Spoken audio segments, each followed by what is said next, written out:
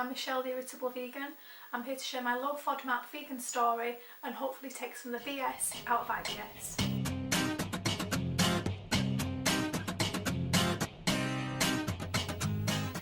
So for my first video, I thought we should do a little bit of an introduction.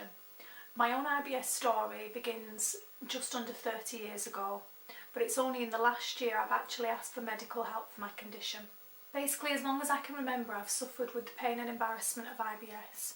One of my first childhood memories is actually falling down the toilet on my first day at primary school. Both my late parents suffered with the condition and my sister struggles with inflammatory bowel disease. So growing up in our household, the symptoms of IBS were just the norm. It was considered a bit of a private, in-family joke. It wasn't something that was discussed with medical professionals or really with anyone outside the family, and we each just coped with it day to day and managed our own symptoms as best we could. I've lost track of how many days of school or work I've missed due to flare-ups and how many events or social situations I've either cancelled or attended and just suffered my symptoms in silence. Fast forward to 2015 when I decided to go vegan.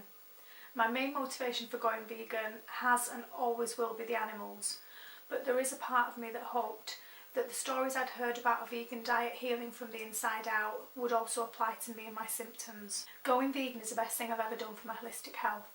Just knowing every day, every meal, I'm standing up for my own values of peace and compassion gives me a feeling like no other.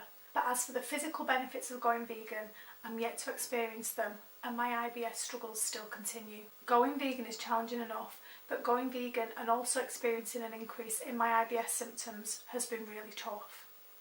I want to be able to promote the positive benefits of going vegan every day and share those with the world, but on the days when my symptoms are at their worst, that can be really hard to do. This is one of the main reasons I've decided to seek professional help for my IBS, and this is what's led me to the FODMAP diet. Following a series of fairly invasive tests, blood tests, stool samples, an MRI scan and a colonoscopy, my doctors and specialists have ruled out any serious underlying medical conditions and have come to the conclusion that the majority of my symptoms are caused by IBS-D, which is irritable bowel syndrome, diarrhoea predominant.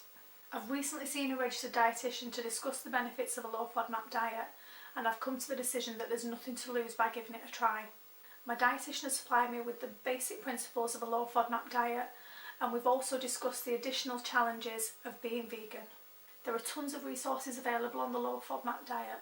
At the moment it seems to be very much on trend and definitely a buzzword on social media, but to ensure the highest rates of success and the safest way forward, a low FODMAP diet should not be undertaken unless you're under the supervision of a registered dietitian.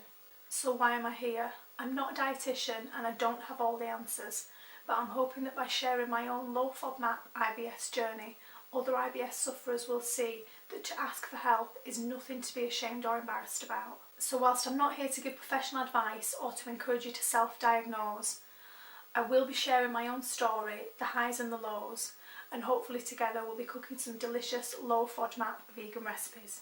You can find me over on Instagram at the Irritable Vegan, and if anything I've said has resonated with you, please give us a like, subscribe for more, give us a thumbs up, and add your comments below. I'd love to hear about your own vegan story and particularly your own journey with IBS. Thanks for watching. I'll see you soon.